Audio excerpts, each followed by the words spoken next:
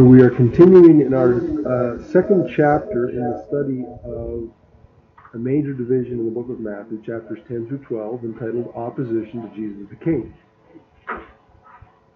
Last week, in chapter 10, we noted this. It's on the board in front of you. The opposition that was leveled against Jesus' message and his messengers.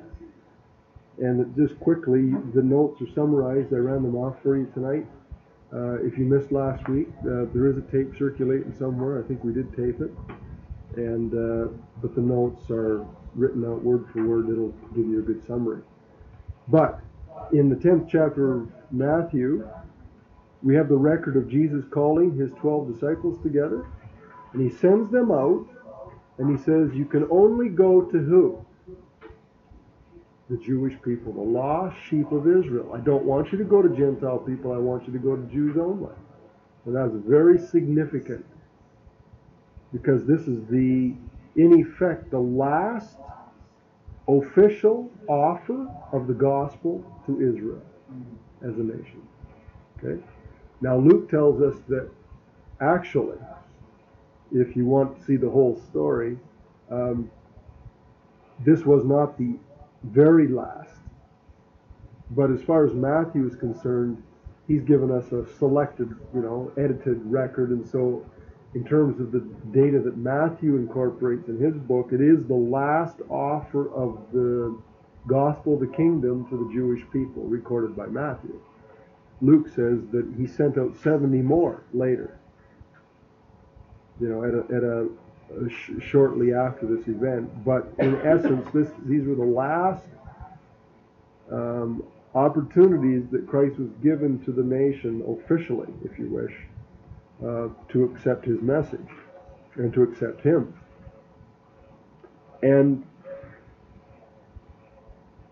in looking at the breakdown of chapter 10, he selected 12 men, he empowered 12 men, he instructed 12 men, and he said, this is what I want you to do. I want you to go out and I want you to preach the gospel of the kingdom. Is the gospel of the kingdom the same as the gospel of Jesus Christ that we preach today? What is the difference? What's the difference between our gospel today that you're sharing with your neighbors and the gospel message that Jesus was telling these men to preach to the nation Israel? Well, he hadn't yet gone to the cross, so there has to be a difference. He's talking, I imagine the kingdom would be to come. In that case, he was talking to the disciples. Right. The message that people are supposed to believe that God has revealed at different points in his plan and his program is not always identical. The message that Abraham was to believe and put his faith in wasn't exactly the same thing that we have to put our faith in.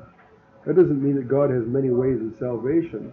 It's always God revealing his will to men and women and demanding of them faith in his ability to do what he says he's going to do in that particular set of circumstances. Right? Demands a faith response and a life obedience response. Okay? For Cain and Abel, it was do what I say and bring me the right kind of sacrifice. Okay? For Noah, it was build a boat. Okay? For Moses, for all the people that lived under the law, it was bring the sacrifices, keep the feast. Okay?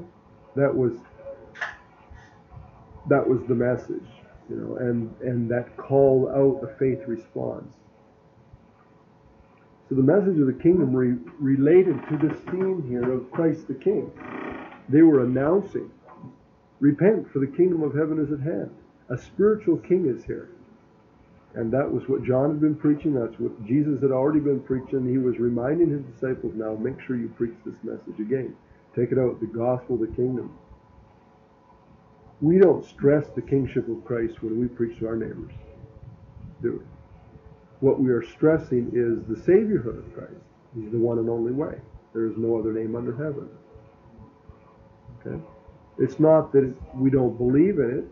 We do. In fact, it's part of the full gospel, if you wish, that Jesus Christ, who today is our Savior, is coming again someday, and He is going to rule on earth. The Jehovah's Witnesses are still preaching the gospel of the kingdom. Get ready for the kingdom, and they are overlooking Jesus Christ, the Savior. They're leaving out today's message. See? That's, I don't know if you've ever talked to a Jehovah's Witness or read their stuff, but they're always talking about the kingdom and the millennium on earth and how you get ready for that. They talk about Jesus, but they really de-emphasize it. They leave it out, in effect. It's not important to them, okay? Because they don't believe. To them, it's works. You've got to work your way into that kingdom. No. Right. So there's no way they're going to get. They're going to hit the nail on the head when it comes to getting the message straight today. Okay, they've got a wrong gospel. And so Jesus was offering to Israel the kingdom. This is the final last chance for the nation. So preach the gospel of the kingdom to the Jews only, he told his disciples. And what response did he indicate to them that they were going to get? He already knew it in advance. Opposition and rejection. And so as you read through this material, if you weren't here last week or if you want to reread it for review, he prophesied that they would be rejected. He said that his message was a divisive message by nature. There's only two classes of people exist in relationship to Christ, those who confess and those who deny. There's only one possible result when Jesus' message is preached, and that is division. Right? Not everybody is going to get together. And by the way, people, this is basically why people who are trying to get all the churches together today have missed the point. Right? If we really do what Jesus wants us to do today, we'll stand up and preach the truth. And when we preach the truth, what does that do? Well, it makes people upset. A lot of people upset and makes some people real happy. Okay? Some people accept it, most people don't. If you preach the gospel in a mixed multitude, in an ecumenical service, you're going to get it. You're going to get stabbed in the back because a lot of people in the United Church don't believe the gospel today. And Roman Catholics don't believe the gospel that we preach, and so forth. But if you get, and there's a lot of emphasis in trying to get unity, but Jesus said, my nature, my gospel, my message, the message that you men are preaching even to the Jewish people, is one that divides and it doesn't bring peace. There are only two choices open for people who do receive the message, and that is either to follow along your earthly desires or to follow Christ in service. It divides believers even. And there are only two responses to the messengers that go out with the message, and that is they're either received and helped or they are rejected and hated and persecuted. And this is in the 10th chapter. Okay? And Jesus was basically inferring in the commission that he gave to the 12 apostles on this particular occasion, go out there and preach the message to the Jews one more time. Play it again, Sam. Right? But I can tell you right now it's going to happen. Okay? So opposition to the message and to the messengers of Christ. Now we come to chapter 11. And the first part of the chapter, in verses 1 to 19, really stresses opposition to the king's forerunner. Opposition to the king's forerunner.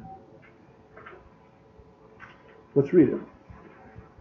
The first two verses will provide an introduction to it.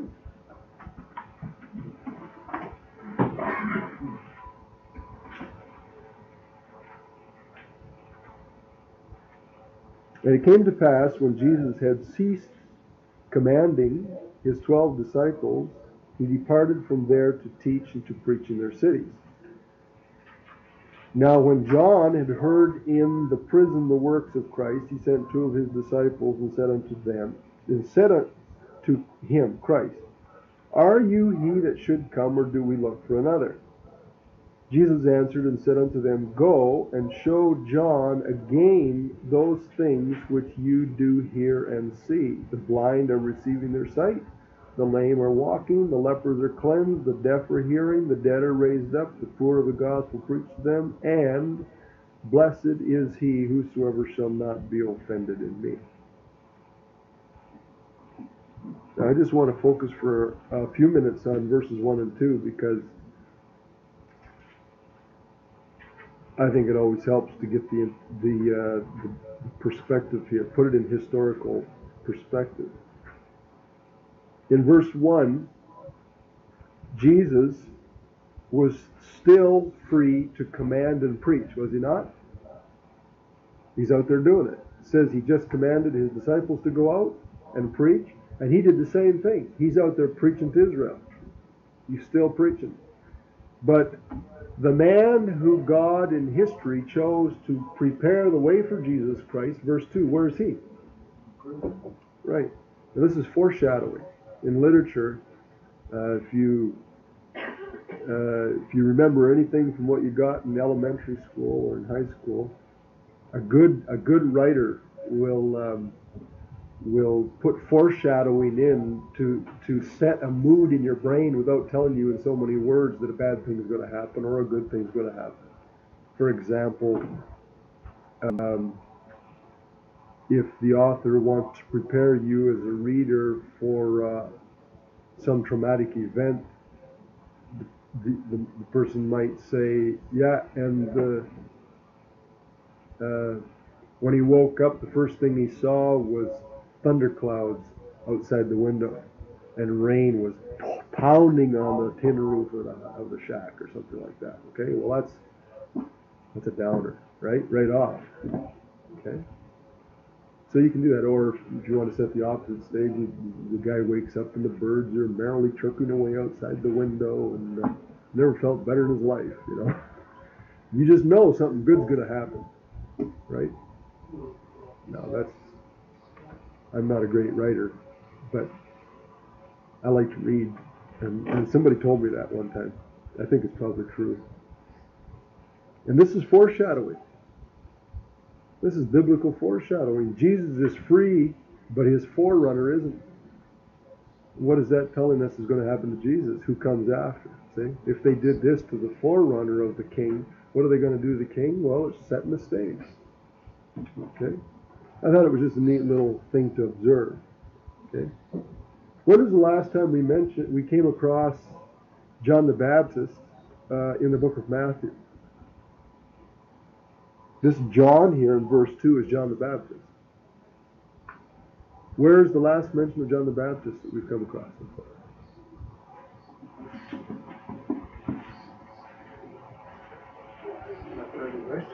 Yes, chapter 3. At the end of chapter 3, he baptized Jesus Christ. Right? Now what happened? Let's catch up the story between Matthew chapter 3, where John was out preaching the gospel of the kingdom and challenging people to repent, and this instance, and here he is in jail. Like, what happened? Anybody know the story?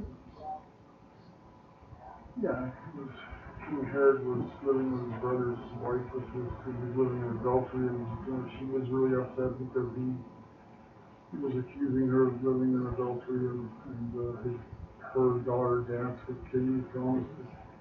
You're getting ahead. That happened after this chapter. Okay. Okay, but that's right. Okay, somewhere along the line between when John baptized Jesus in the Jordan River and when John sent from prison 2 of his own disciples to go talk to Jesus and bring him a message back, somewhere between those 2 events, he got himself in trouble. Okay, and King Herod was a powerful man, and he was also a godless man, and he got his brother's woman and married her. I don't know why preachers always have to get themselves in trouble, but I guess if you preach the truth, you're going to get in trouble. And he went up to him and said, hey, that's not right. It's not lawful for you to have your brother's wife. Why couldn't he just let well enough alone? He'd have still had his head. I don't know. It's possible that he got set up. Stay away from kings and people of authority. It doesn't always work that way, right? Remember what God told Nathan to do? To me, that guy had more nerve than anybody in the Old Testament. Walked into King David's. This is the most powerful king that Israel ever had. Walked into his throne room and said, "I got a story to tell you." Chuckle. Not really, but I heard about this lady that got ripped off by this man, and it made the king mad. And he said, "Go find that jerk and do him in." And Nathan said, "You're the man." Pointed his finger right in his eyeball and said, "You're the man." I hung it on the deer antlers.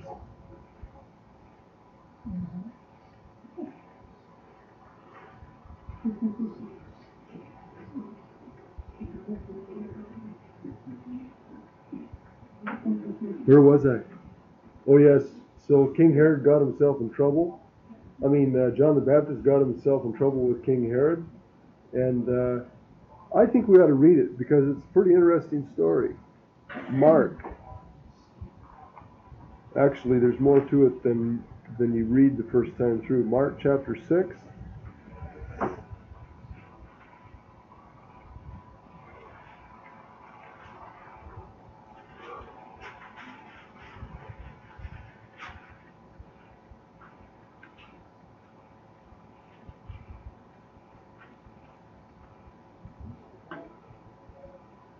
Verse 14, and King Herod heard of him, for his name was spread abroad. This is talking about Jesus that he's hearing about. And he said, John the Baptist is risen from the dead, and therefore mighty works do show forth themselves in him. Others said, no, it's Elijah. Others said it's a prophet, or like one of the prophets. When Herod heard of it, he said, it's John whom I beheaded, he is raised from the dead. And then Mark puts in here, sort of like in brackets, because how did John end up dead? He explains this to his readers. Right? So he fills in the stuff that actually had happened before this event. Herod himself had set forth and laid hold on John and bound him in prison for Herodias' sake, his brother Philip's wife, for he had married her. For John had said to Herod, it is not lawful for you to have your brother's wife. Therefore Herodias had a quarrel against him, and would have killed him, but she could not. For Herod feared John, knowing that he was a righteous man and holy, and protected him. And when he heard him, he did many things, and heard him gladly. Now, I never really thought about that till tonight when I was rereading it. But so the series of events between the baptism was that this confrontation took place, and it made the woman so mad that Herod found out that she was plotting to kill this guy. Maybe she lost her temper on the spot or whatever, but basically it wasn't that Herod disliked John, but he was protecting John from the woman, that he put it. Probably that was part of it, and probably just to please her too. He was a politician after all. Okay. And I think there might have been a further motive implied in verse 20. It says, Herod was afraid of John, knowing that he was a righteous man. And when he heard him, he did many things and heard him gladly. Apparently, John had a ministry to Herod while he was in Herod's jail.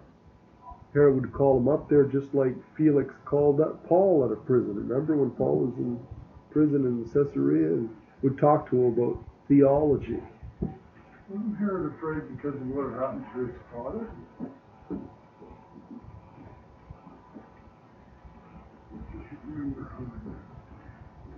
There might have been a connection there that I don't recall, but this verse is making it pretty plain that Herod communed with John. He called him up and he talked with him. So John had a continuing ministry. He was faithful even in prison, you see. And apparently because it says here that Herod protected John in verse 20. That explains how John the Baptist could send disciples from prison out to where Jesus was and then expect those guys to come back to report to him in prison. He obviously had a fair amount of freedom, because the king was on his side, sort of thing. Okay, so that explains that's how that happened. And so that's behind what happens here in Matthew chapter 11. All of a sudden, Jesus is preaching one day, and out of the blue, two guys come walking up to him. Does it say two? Yeah. Two guys walk up to him and said, John wants us to ask you a question. Who are you? For sure. Now, all my life, I've always thought that John probably got discouraged, and he started to doubt because he was in jail. You know, and you could see his life passing before his eyes, perhaps, you know. And maybe they weren't feeding him very good, and he was, you know, when you're not feeding, well, who knows? You could tell the story three different ways, and it might each one be true, right? Fact is that John did ask his disciples, "Who are you?" John wants to know, are you the one that should come? That is the prophet, the Messiah? Or should we look for another person? I'd always took it that John was maybe doubting, weakening in prison. That's what it seems like to me. And in all the accounts, it reads the same way. But when I read Ryle, he puts it a different way, and it makes sense. Because there's no real evidence on the face of it that John did weaken. I think he was strong right to the end. Right? There's no evidence that he was weak at all. In fact, probably what he was doing is he was weaning off his disciples and getting them to follow Jesus. And he had already been known for doing that. You see? Maybe by getting them to leave him and to go see Jesus, maybe this was the first time they saw him. Maybe he was just putting them in contact, and maybe he was putting those men there where they would actually see the miracles and hear the power of his words so that they personally would be impacted emotionally. You see? So that they would turn then and follow Christ. Now that is perfectly in character with what else we know of John. Because he did it in John chapter 1 and other places. Okay? So maybe both are true. Maybe he really was doubting, but he realized, hey, I might not be around here for too long. Maybe I should get these guys off and get them to see Jesus. Question?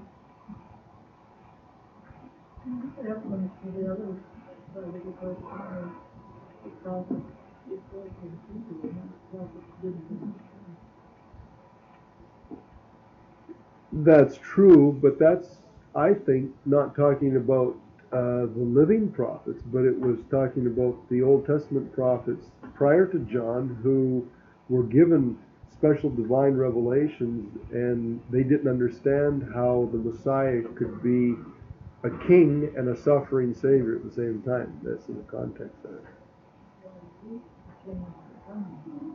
That's right. I agree. I mean, it's possible.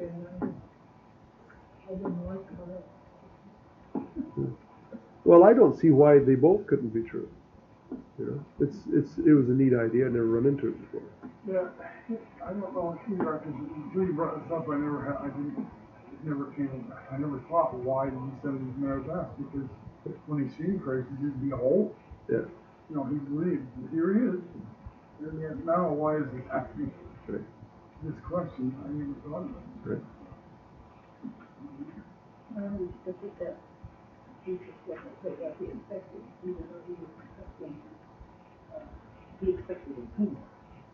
And you see Jesus going around from town to town, maybe that didn't meet his expectations either. Right. Or meek and lowly. Yeah.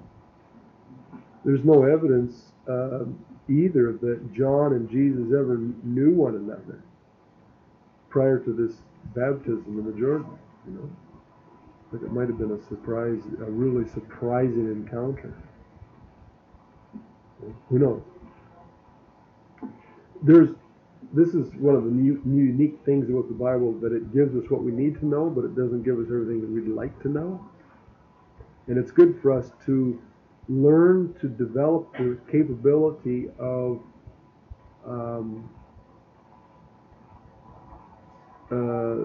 looking for the possibilities and weighing out their virtues, you know, the different explanations.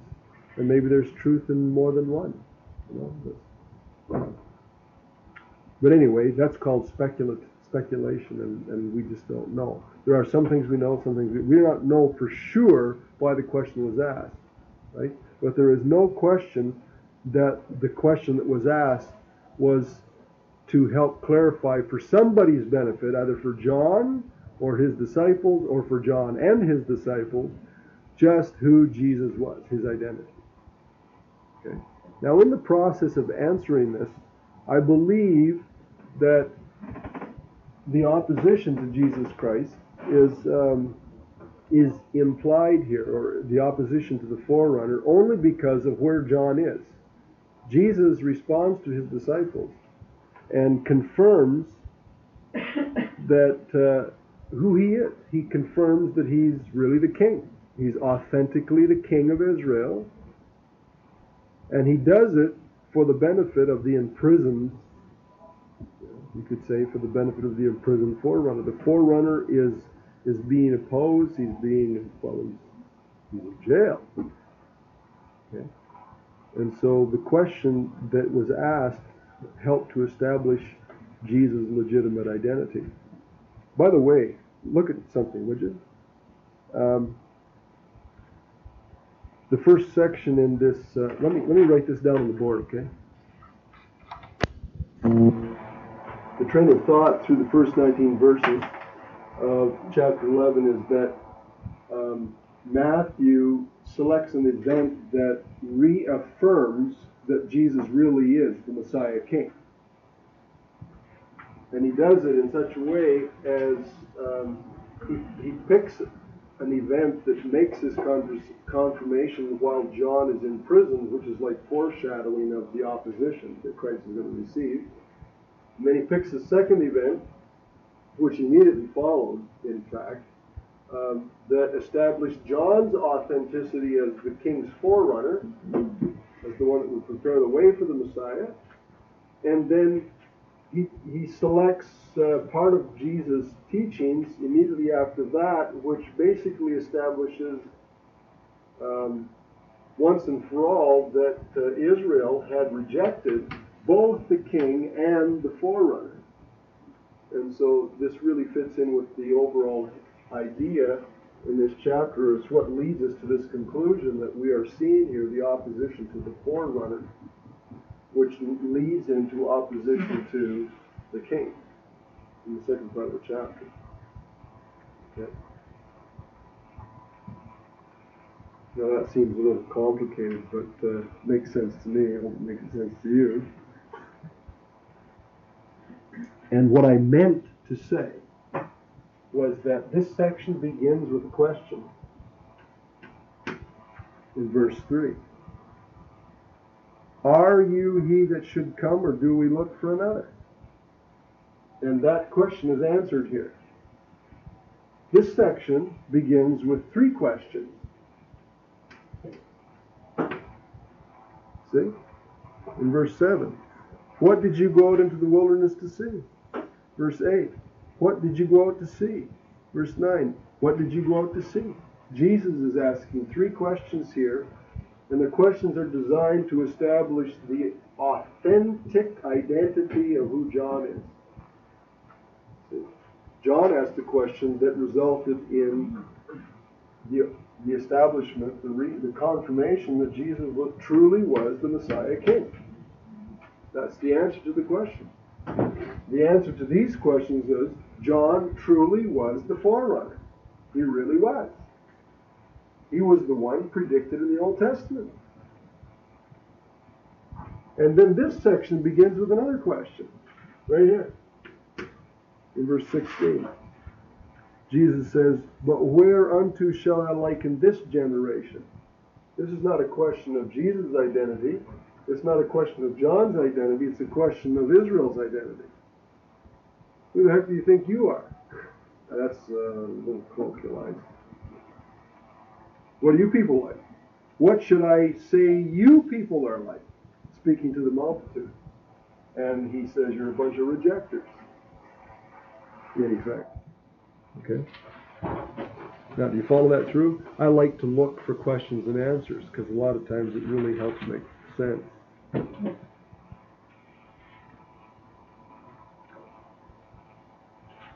Are you he that should come, or do we look for another? Verse 3. John is asking, who are you, Jesus? The question is all about who Jesus is, his identity. Are you the Messiah? Is the question implied? The Messiah king that we're looking for, or are you not? What was Jesus' answer? You should know by my answer. That's right. In other words, here's another example where works proves identity. Works authenticate. Right? This was absolutely crucial in the Jewish mindset.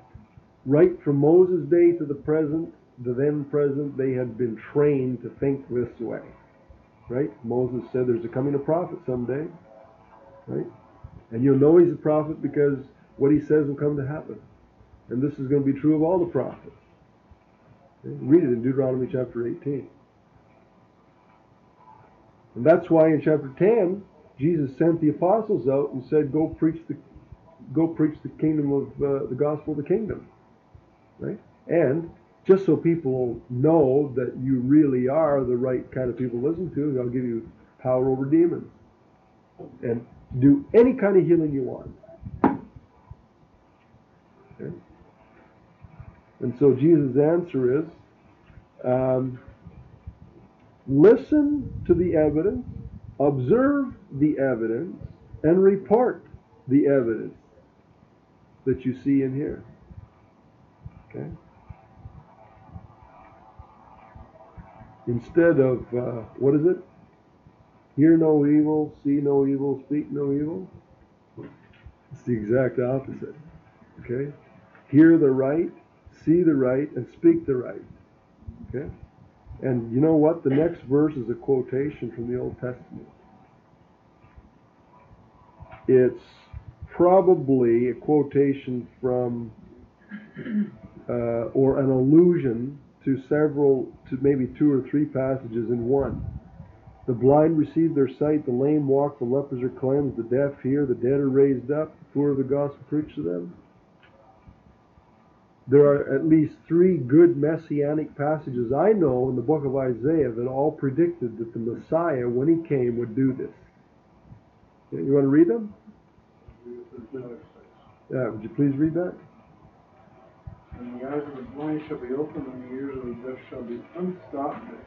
And shall the lame man leap at his heart, and the tongue of the dumb sing. For in the wilderness shall waters break out and streams in the desert. Just go back up a couple of verses and get the context. What is it talking about when this will happen?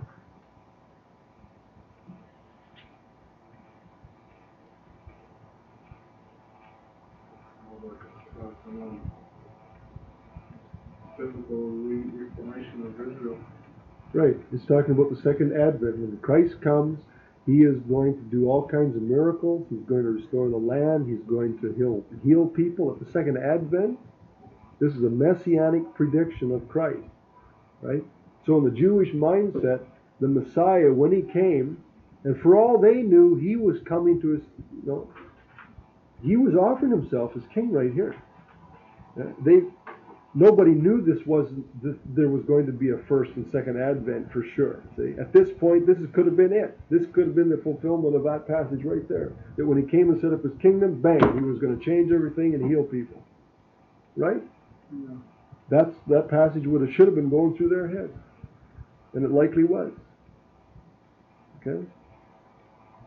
Somebody read Isaiah chapter 29, verses 18 and 19.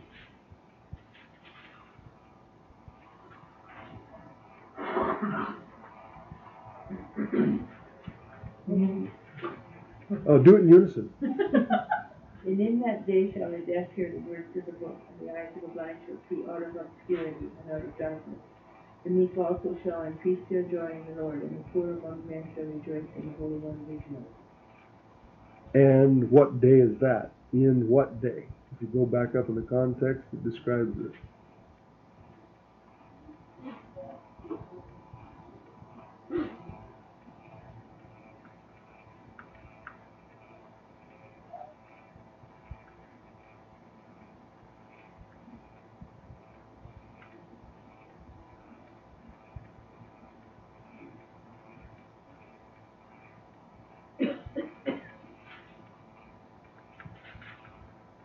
Is that one too tough?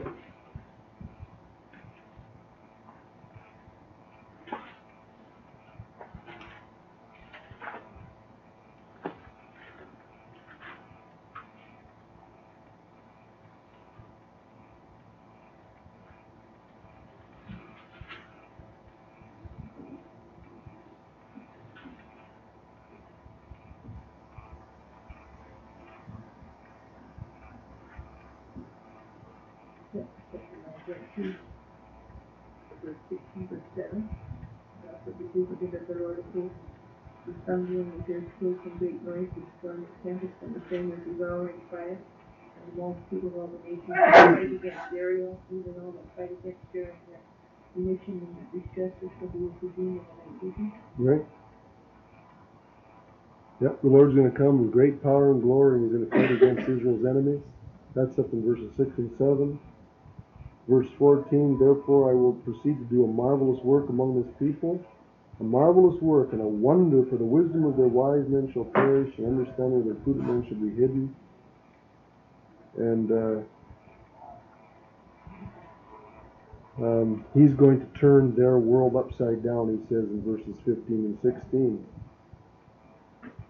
And yeah, you have to, it takes a little while, but you can get the context. It's still a messianic prediction that when Christ comes as king, He was going to heal people.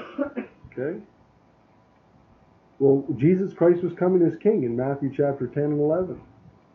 He was coming as king. These things were supposed to provoke His people to an understanding that this was really the king. Okay? Who are you? John asked. Go tell him what the messianic prophecies in the Old Testament predicted, John. Don't you see with your own eyes that blind people are seeing, and lame people are walking, and lepers are cleansed, and the dead are raised up to life? Isn't this what the Messiah was supposed to do when He came? The king? And then somebody read Isaiah 61:1. One more.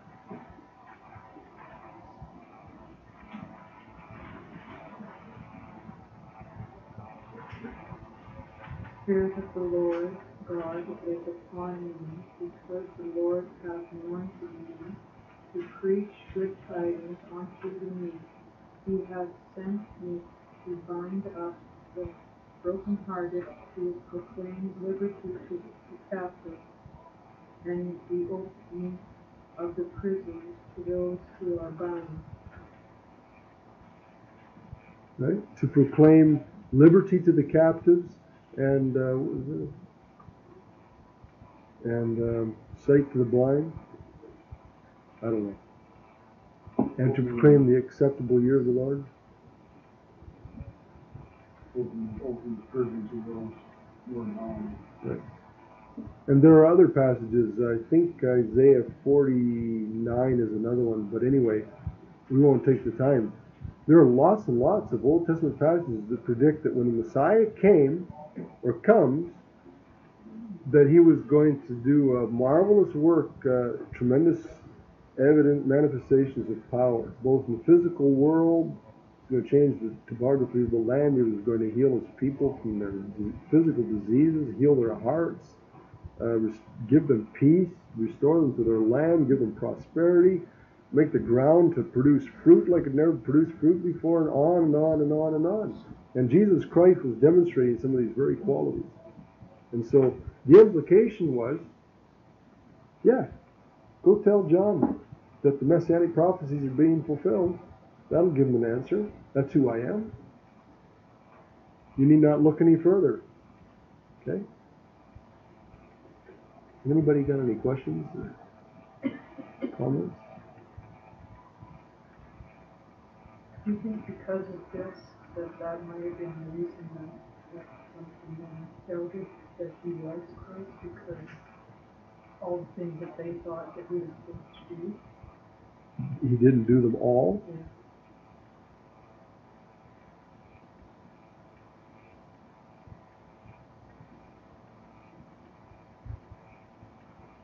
I don't know if we ever get a glimpse of that. I think that they just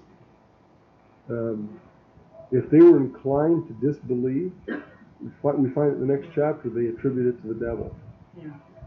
Okay? So the real problem they had, like, I think that the disciples, they believed, but they were probably inclined to still have questions. You know, well, how come he didn't do it all if he did these? You know, but they still believed. Yeah, isn't that what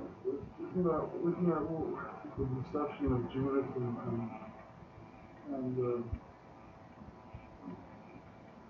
Maybe.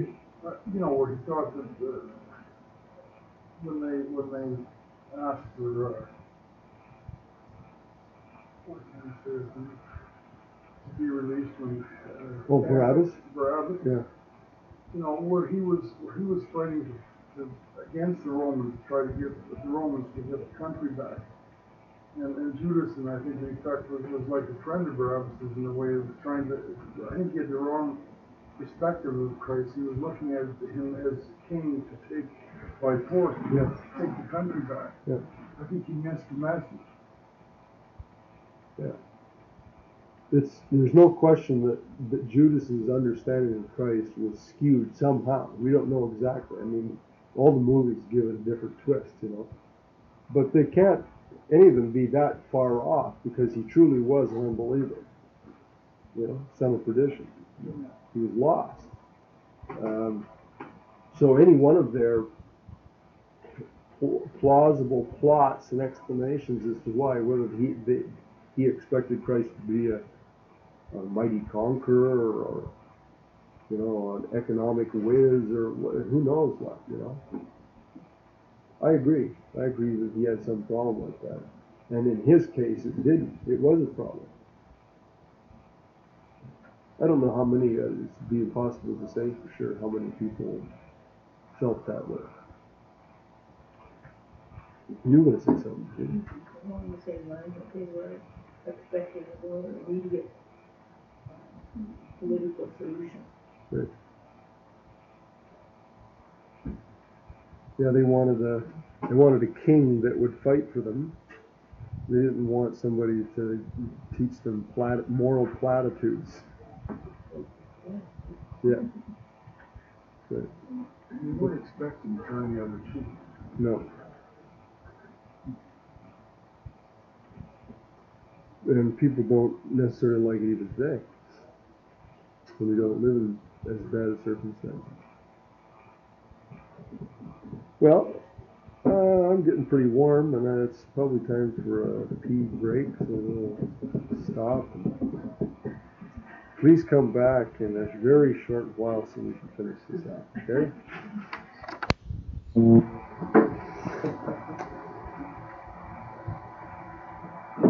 In verses 7 to 15, Jesus confirms the authenticity of John the Baptist as his forerunner before the multitudes. And he does it by asking a series of 3 questions, I think, for emphasis. The question is the same, almost identically the same in each case. Who in the world was John? Who did you go out looking for? What kind of a person did you people expect to find when you went out looking for John? Isn't that what he says? The first question, an answer is found in verse 7. As John's disciples left, Jesus began to speak to the multitudes concerning John. What went you out into the wilderness to see? A reed shaken with the wind? Now, what do you think is the significance of a reed shaken with the wind? What quality, what characteristic about a person would be indicated in that kind of a figure? Someone that would be weak in their understanding or in their determination to give the message would flop. Okay, flip-flopper, a vacillating type of personality, somebody who doesn't have any strength, weak.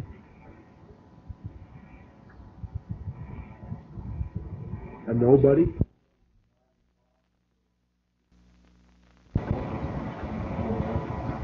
Okay. In their minds, obvious, and in Jesus' mind, the answer to this question was obviously no. Of course not. You didn't go out there looking for somebody who was weak and facile and spineless and a nobody. Although in a certain sense, John was some of these things. Right?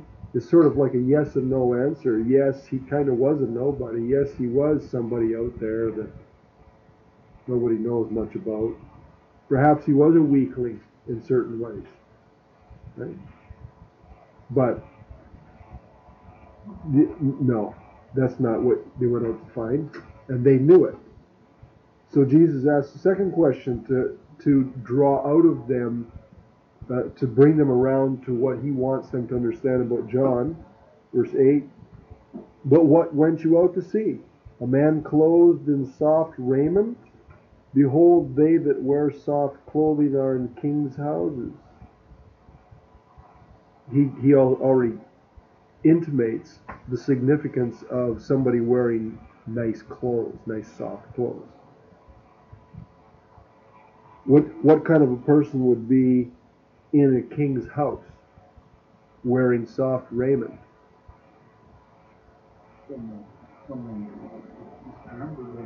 Okay, a pampered individual, or maybe one of the courtiers in the court. All right, or either a member of the royal family himself, just a rich, pampered, maybe that would go along with a rich, pampered person, or a slave, right? A servant in a king's house. Okay. Now, would any of these qualifications fit John?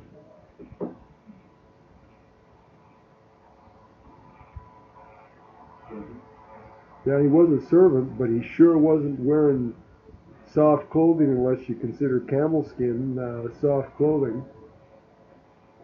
Right? So again, it doesn't really fit John. Okay?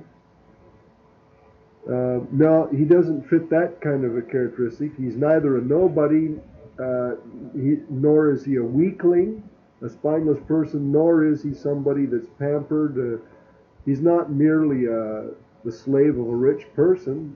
None of those characteristics fit him. Third question. But what went you out to see? Verse 9. A prophet? Yeah. Okay. We'll agree on that. Yes, he was a prophet, but I'll tell you he's more than that. And the following verses, in verses 9 to 15, provide 5 additional characteristics that helped his listeners to identify who John was. And in effect, they made this point, that he was Christ's forerunner. He wasn't just a prophet. He wasn't just some unknown spokesman, but he was a prophet with a capital P. He was a special prophet. He was a prophet plus, is the idea. Look at verse 10. He quotes here from Isaiah chapter 40. Would somebody like to read that? Verse 3. And it might be an allusion also to Malachi chapter 3 verse 1, if somebody could pick that up. Isaiah 40 verse 3 or Malachi 3:1. The voice of him that cries in the wilderness, prepare ye the way of the Lord, make straight in the desert a highway for our God. Good. That's not quite a quotation here, is it?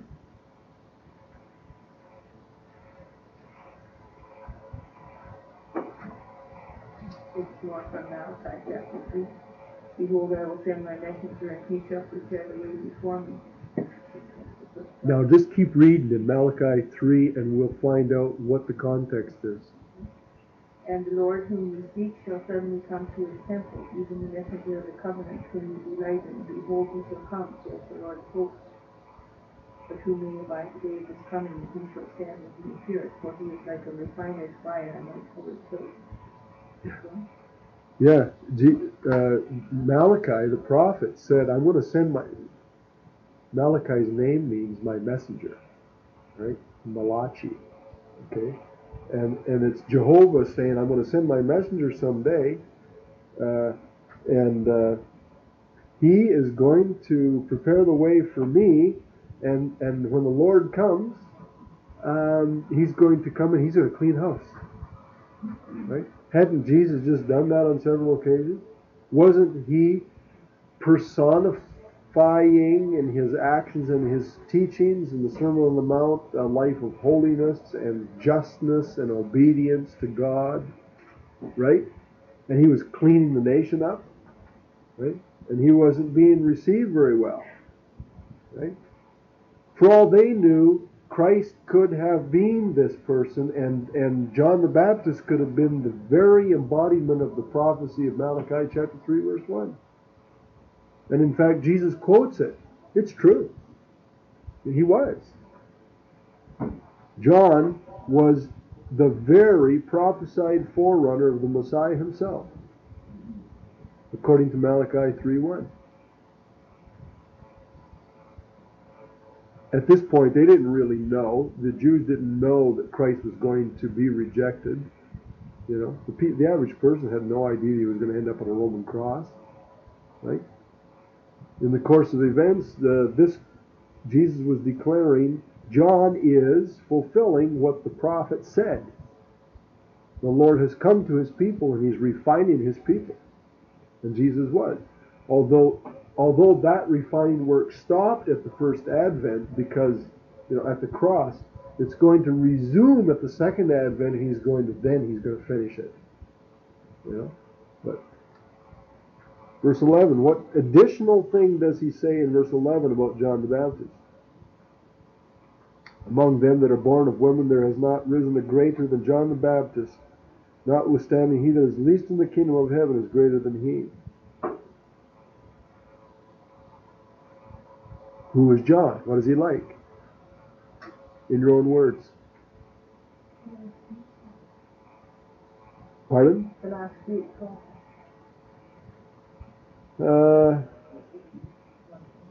Okay, I don't know if you could say last of this verse. That's coming. But yes, there's probably never been a greater prophet.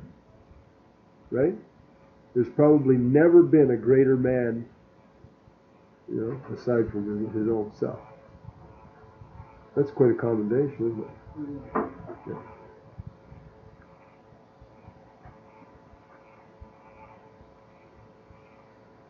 Now we'll leave the second part of that verse for the moment and just continue on to get the point here, the train of thought. Verse 12, what additional quality about John the Baptist is mentioned there?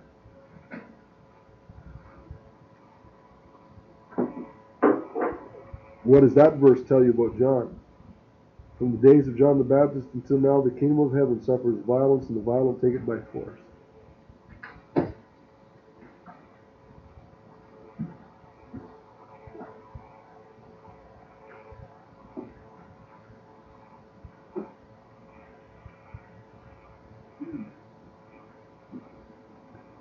Well, what was John's relationship to the kingdom of heaven?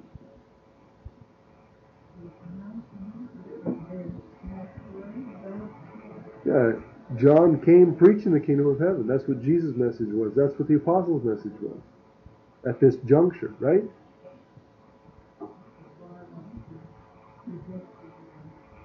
Yeah, and Jesus is indicating here that it's receiving a hostile reaction. Look at John himself, right?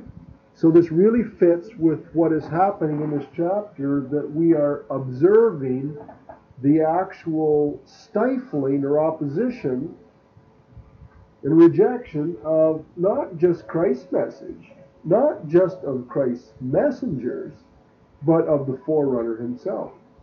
See? And in the context, this is the implication here that John is a rejected servant of the kingdom of heaven. That's who he is. If you want to know who he is, that's who he is. He's a great prophet. There's probably never been a greater prophet. He's the actual prophesied prophet that would come and prepare the way for Messiah. And yet, Jesus said he is a rejected servant. He's rejected. That's the clear implication here if you want to relate it to John's identity. Verse 13. For all the prophets in the law prophesied until John. Now we get Gene's additional point. What does this tell you about John the Baptist?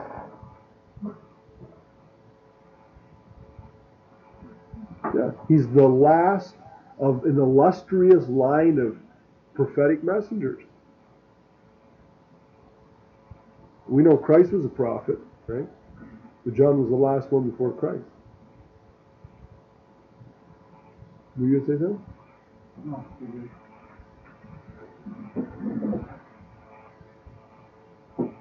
Verse 14. What does this tell you? 14 and 15? But he actually is the spirit of the Lord. Yeah. Somebody read Malachi chapter 4, verse 5. Just about the last verse of the Old Testament. Behold, I will send you Elijah the prophet before the coming of the great and dreadful day of the Lord. Finish it out. Just read a couple more verses. And he shall turn the heart of the fathers to their children, and the heart of the children to their fathers, lest I come and smite the earth with a curse.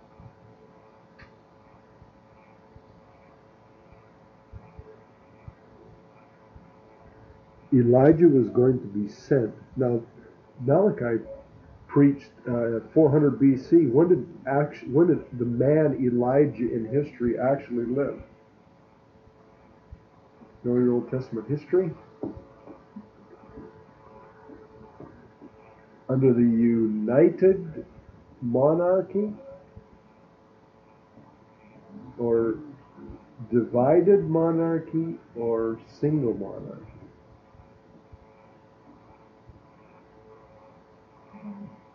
Yeah.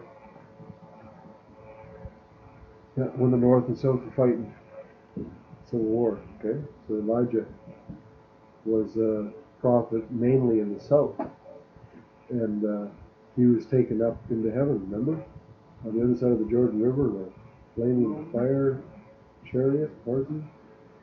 The Elisha, his understudy, saw it, and he got double the spirit of Elijah. Elijah means Jehovah is my God, and that would be an appropriate name for any messenger, any prophet, really. Okay? There have been some speculations that when Jesus said here, and if you will receive it, this is Elijah who was to come, this is actually a statement by Jesus that John was the fulfillment of the prophecy of Malachi chapter 4, verse 5. But if you go to other places, I think it's Matthew 14 or 15, Jesus had another discussion about John the Baptist, and he said that John came in the spirit of Elijah. He wasn't actually equating John with Elijah. This is called it's a metaphor. This is Elijah. That's like saying my wife is Annie Oakley with a gun. You know, we know she isn't, but she's a good shot like Annie Oakley. That's the idea. At least the last time I seen her shoot, she was. Before my eyes. Okay. So this is a metaphor. Obviously, this is Jesus saying John the Baptist was like this Elijah that was predicted to come. Right? Some people believe that during the events of the tribulation, as prophesied in Revelation, that there are two witnesses sent to Israel who will be killed and left. Their bodies will be left out in the streets for I don't know how long. And it'll be like Christmas time. All the people in the world will be giving gifts to one another because of the death of these two witnesses of God that were sent to to Babylon, the religious harlot, and they were killed. There's only two people in the Old Testament that never died. Elijah and Enoch. Okay, and it has been suggested that it's appointed unto man once to die, and after this the judgment, and so everybody's got to die once. See? And so that maybe God will send them back down to earth to die and to fulfill those prophecies, you know. And so maybe there's an Elijah yet to come yet, you see. Maybe the real Elijah will come. And by the way, that would fit, would it not? Because the prophecy in Malachi 4 is that he will turn the hearts of the people to the children, to the fathers. And if they don't, then the Lord will smite the earth with a curse. Well, they will not successfully turn people's hearts back to the Lord in the tribulation, whoever those two witnesses are, because they'll be killed. And what will follow? The curse. Second Advent. They all make sense to me. Yeah. Okay. Now that's a little speculative because I'm looking forward and it's hard to look forward and it's easy to look back. Okay. But anyway, Jesus is answering the question, what did you people go out to look for when you went to look for John? And he's answering the question himself by making a series of somewhat convoluted statements at times. But essentially, he's establishing John's identity as truly the forerunner prophesied by the Old Testament prophets. And look what happened to him. He was the greatest of the prophets, and he's in jail. And he's rejected. And he's receiving violence. Truth is being suppressed. We live in a day and time when truth is being suppressed too. You ought to be praying for your political leaders. We ought to be much in prayer for this guy that was mentioned on Sunday. He's a Christian man. That Phil Sabine is a candidate for provincial member of parliament. He's a Christian man from St. Joe's Island. We had him round us up for lunch here, talked with him. I asked him his testimony. He's truly saved. Goes to Island Bible Chapel. And he has a good testimony too. Josh didn't talk about that. But that's in the States. No, but he met with a man that was in the government, and he was fighting for things that were right. And he said when he gets it in America, he doesn't get any support from Christian people. When he does something wrong, he gets lots of complaints. And that really, like, it struck a note in my head that did he really support them? Like, he didn't. Besides prayer, we should be writing to them, and everybody needs to encourage and heard. Keep up the good work. So. When you think that Queen's Park is situated in downtown Toronto, and within a 5-mile radius there are 500,000 homosexuals that live right there, and they lobby every chance something like that comes up there. What party is this fellow? He's running for the PC. But his territory runs from, I think it's Sudbury, or someplace like that, or Espanola, all the way up to... So he'll be our rep. He'll be the rep for Jesse Rogoma, and that's where that would be on our voting list. Yeah, but he's running against Bud Wildman. So he's pretty good. Yeah. Well, I've always voted that way. I don't think I don't care who a person is. If they are a genuine born again Christian, I don't care what party they represent. If they're willing to stand up for truth, then we ought to go for it. You know? But anyway, to get back to the subject at hand, the next section in verses 16 to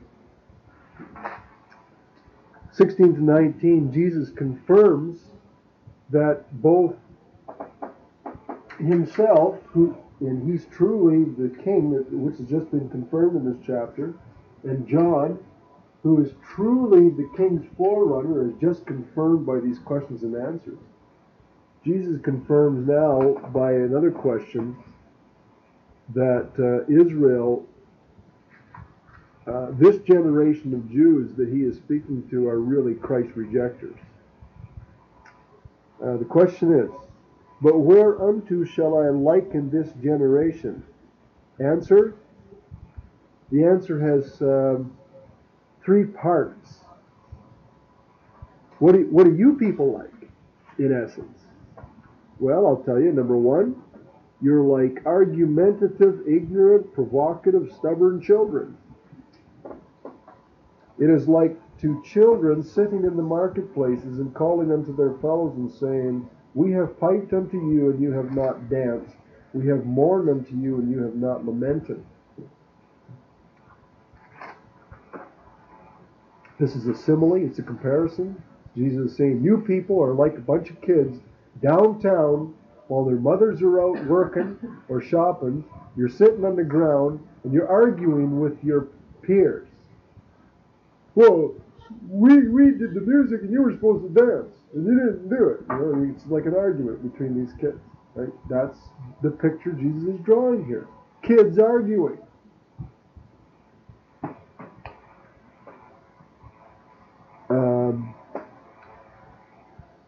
Sort of like my kids. Provocative, ignorant, argumentative, stubborn, don't like to get along. Normal.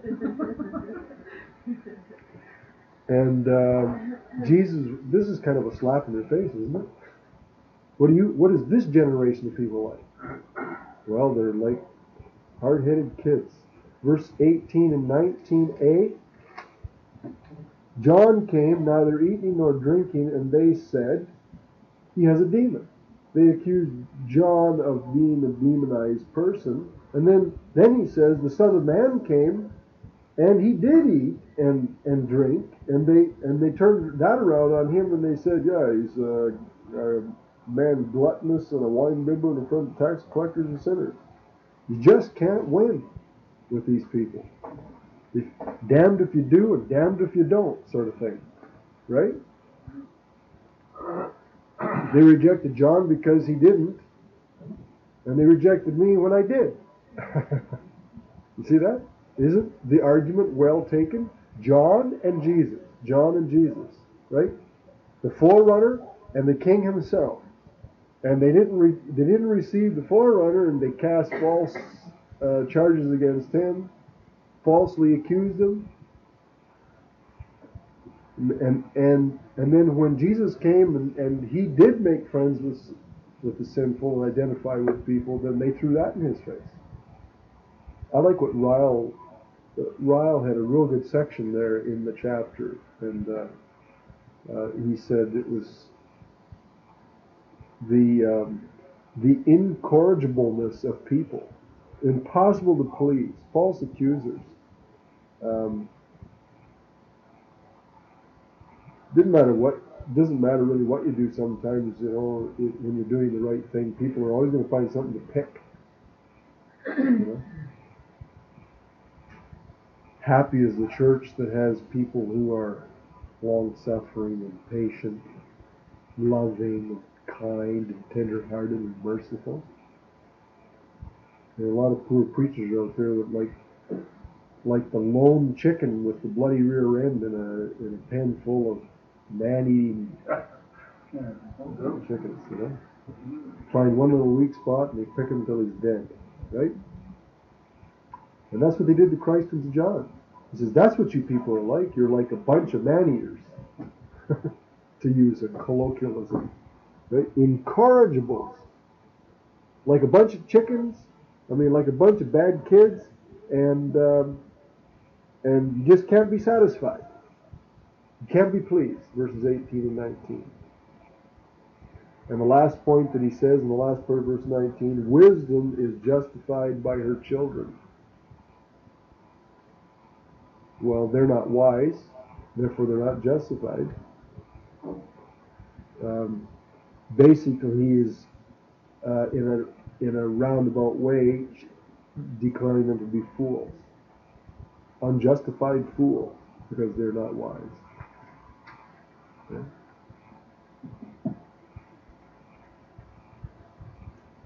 Now at this point, we move to this dimension in our study of this section. We've traced in chapter 10 the opposition that Jesus said that the 12 apostles were going to get, and he predicted it, and in fact, it turned out that way.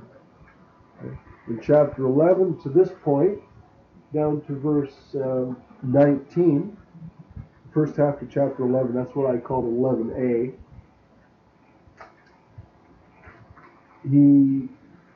What we have, Matthew records here, the rejection that Christ's forerunner received. And in the process, it's led us up to right at this point, right at the end, that not only the forerunner, but the forerunner's came too. Okay. And not only John was rejected, but Jesus was saying, I've been rejected too by those that rejected John. So, in starting in verse 20 and going through the rest of chapter 12, which is a long chapter, will be reserved for next study together, we have opposition to Jesus as the king. Jesus himself is now receiving the opposition. Let's just read it through. 20 to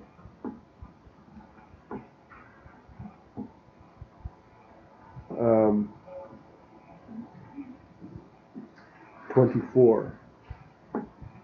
20 to 24 is the opposition directed against Jesus himself. Then began he to upbraid the cities in which most of his mighty works were done, because they repented not. Woe unto thee, Chorazin! Woe unto thee, Bethsaida! For if the mighty works which were done in you had been done in Tyre and Sidon, they would have repented long ago in sackcloth and ashes. But I say to you, it shall be more tolerable for Tyre and Sidon at the day of judgment than for you. And thou, Capernaum, which art exalted unto heaven, shalt be brought down to hell. For if the mighty works which had been done in thee had been done in Sodom, it would have remained unto this day. But I say unto you, that it shall be more tolerable for the land of Sodom in the day of judgment than for thee. How in the world did these people reject or oppose Christ?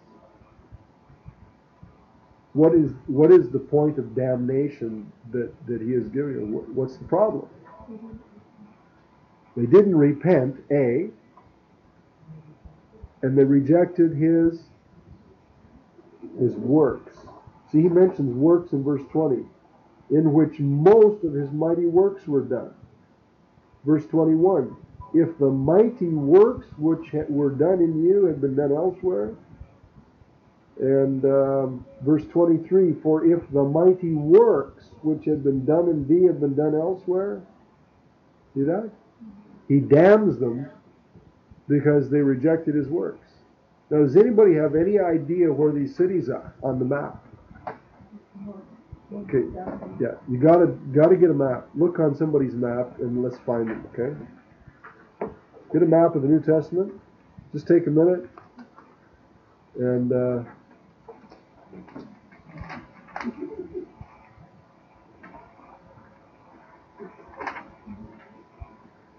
if you've got a new Schofield, map 7 is a good one. It's called Palestine under the Herods. And it lists the ones that are stated.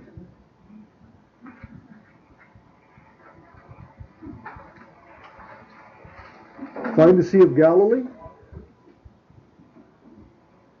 and go right to the top of Sea of Galilee and guess what you find? Bethsaida, right? And then west of Bethsaida, a couple of miles, still on the shoreline, what do you find? Capernaum. And by the way, Capernaum was Jesus' base of operations. He lived there during his public ministry.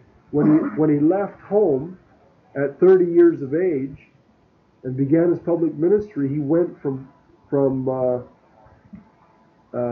Nazareth to Capernaum. Right? So they really come in for a severe censure by Christ, because that's where he did most of his mighty works, right there. In that one town where he lived. Nobody was without an excuse there. Chorazin was a couple of miles north. Did he mention the one? Chorazin, Bethsaida, and Capernaum. Those are the three that he mentions. And he also mentions Tyre and Sidon. Do you find them on the map? Where are they? On the coast in a foreign country. See that? And so he says, if these works which were done in you had been done in Tyre and Sidon, they would have repented long ago in sackcloth and ashes. Did you know that Tyre and Sidon I think they were both destroyed either by Alexander the Great or by the Romans. I just forget which. They were predicted in the Old Testament to be destroyed. In the book of, I think it's Isaiah. I think Isaiah predicted that those two cities would be destroyed in divine judgment. Was he actually saying that had those works been actually done in those days, that those people were of a different mindset than you are, they would have actually accepted what I'm saying? That's what it says. So the Lord knows what would have happened in such and such a case. He knows all things. He's omniscient. And even, and I find that amazing, even that in Sodom and Gomorrah, these people that have been subjected to his teachings, they would have accepted it. Yeah. That's incredible. Yeah. Yeah, he mentions Sodom later. Yeah. Does anybody know where Sodom is? Yeah, under the water. In the Dead Sea, the bottom end. Okay? It's not on the map, but that hole in the ground is not there by accident. It's the deepest spot on earth because it's the closest spot to hell. Because God wiped them out of the face of the earth and burnt them into the ground. Fire and brimstone. Yeah, fire and brimstone, and that's where they get their potash from. Interestingly. Okay, so what you need to see is that this really is a rejection of Christ. John chapter 14. Maybe you should turn there with me. The point of connection is that he is really implying in this section in verses 20 to 24 personal rejection because his works weren't accepted and because the people didn't change their mind about who he was. See? In John chapter, let me get it here.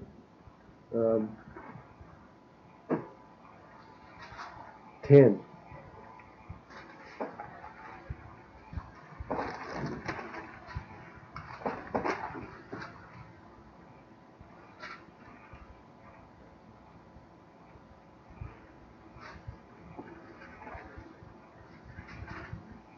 John chapter 10, verse 37. This is Jesus speaking to the Jews. If I do not the works of my Father, don't believe me. But if I do, though you don't believe me, believe the works, that you may know and believe that the Father is in me and I in him. See that? If they had just started to believe the works, yeah, that really was a miracle. I really believe that. That wasn't demonic power. That was God. Right? If they would start to think like that, then they would have ultimately put their faith in Christ, notwithstanding that they had some doubts maybe at first. See? Chapter 12.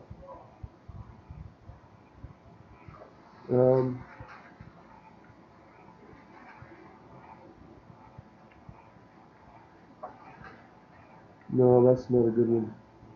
See, there's another one. Chapter 12, verse 37. But though he had done so many miracles before them, yet they believed not on him.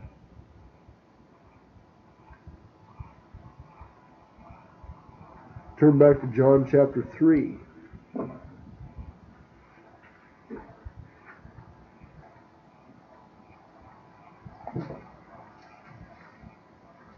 What impressed Nicodemus? Read John 3:2 to yourself.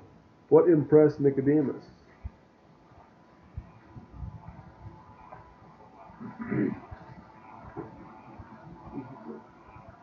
Yeah. No man can do these miracles that thou doest except God be with him. See? It worked. The works authenticated the claims. And Nicodemus was sufficiently impressed to come seeking. You see? Up in the end of the second chapter, verse 23, when he was in Jerusalem at the Passover, the feast day, many believed in his name when they saw the miracles which he did. Over to chapter 5.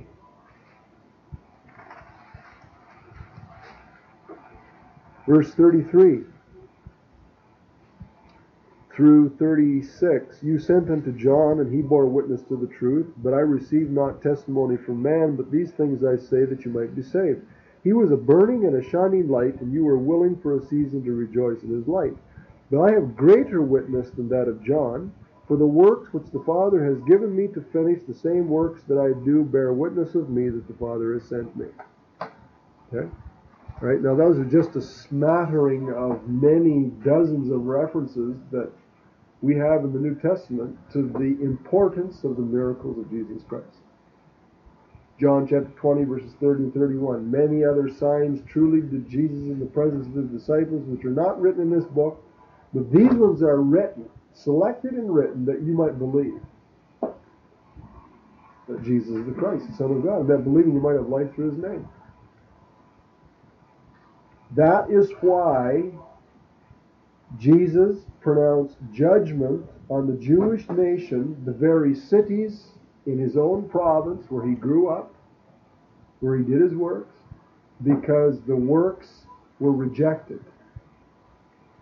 They did not have the proper effect. In John chapter 5, Jesus said, a prophet has no honor in his own country. And so this is why we have such a important section at the end of chapter 11. We just got time to finish it. In verses 25 to 30, what we have is because of this opposition to Christ on the part of Israel, at the end of chapter 11, verses 20 to 24, because of Israel's rejection,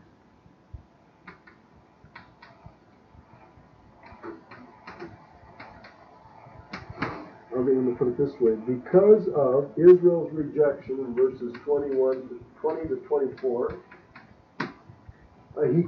Christ turns to the Gentiles. And we have the first official offer of salvation to Gentiles in the life of Christ. Always before he worked among the Jews, and he would not really turn to them. Right? It's not that he never did it, but it was not his focus. Remember, he did heal a centurion's son. Okay, and he healed the Syrophoenician woman and stuff. Right? But it was always his emphasis to the Jews up till now. They've rejected him, the people around him. It's like, it's kind of a sobering thing. I don't know if the inhabitants of Capernaum, Chorazin, and Bethsaida knew what was happening, but as Ryle points out, these three cities obviously had been selected by Christ during his public ministry to be test cases, to be representative of the whole nation. Because he says, since the people in these three cities rejected me, that's it for the nation. Okay? They represent the mindset, an opposing mindset of the people. It reminds me of the principle of Scripture that today is the day of salvation, right? There comes a day and point in God's salvation when, just like in the flood, in the days before the flood, that God shut the door to the ark. Noah didn't shut the door. God did. God shut the door. That was it. No more grace. Now it's justice. See? And who knew the day and the hour when it was done here? You know, those people had no idea, but there was a day, there was an hour, and they were the test cases. You know? And so let's read it. Here we have a dramatic turning point. You know, I should highlight this section. This is where, in the book of Matthew, the son of David now becomes the son of Abraham. Right? Son of David, king of the Jews, now turns from the Jewish people and offering salvation selectively to them. Now he turns, as was promised in the Abrahamic covenant, where he would be a blessing to all the peoples of the earth. Genesis chapter 12, verse 3. And he now begins to exercise his role as son of Abraham. Is there anybody here that doesn't understand that? That business of the Abrahamic covenant? Yeah, you need to read Genesis 12:3 to understand it. Way back in the beginning, God made a promise to Abraham in a covenant. He said, through you, Abraham, all the nations of the earth will someday be blessed. Well, Jesus Christ was a descendant of Abraham. See? Through the tribe of Judah, mind you, so he was also a son of David, therefore the royal line. See? But because he was rejected as the king, descended from David, then God in his mercy to us Gentiles knew what was going to happen. The nation was going to reject Christ, so that Christ could then turn and offer his salvation to all the people of the world. Let's read it. I said, at that time Jesus answered and said, I thank thee, O Father, Lord of heaven and earth, because you have hidden these things from the wise and prudent, and has revealed them unto babes. Even so, Father, for so it seemed good in thy sight. All things are delivered to me by my Father, and no man knows the Son but the Father. Notice this. Neither knoweth any man the Father save the Son, and he to whomsoever the Son will reveal him. He is, in his prayer, stating for the benefit for those that would listen, and Matthew obviously got it, either remembered it himself or got it from an eyewitness, what Jesus had actually said. He said it for the benefit of the people. He said, the Father has the plan, and the Father's hidden it from certain people and revealed it to other people. And Jesus said, Father, I thank you that you've given me the right to reveal it, to reveal you to whoever I want to. And he had just alluded to the fact that he had the right. The Father has given all things into the authority of the Son. So Jesus had the right to turn from the Jews and to turn to Gentiles. And in the process, he had the right to go to the Gentiles and select individuals of the Gentiles to receive this message and to understand the Father. So he has the authority as the king to turn from the nation and to reveal the Father and salvation to whoever he pleases now. Okay? And notice what he says. The change in terminology is dramatic in verse 28. Come unto me, all you Jews that labor and are heavy laden. Is that the way it reads?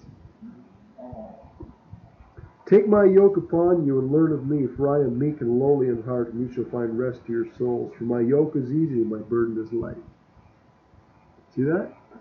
All. A-L-L. No longer Jews only. It's everybody. Okay? It's the offer to the world. Okay?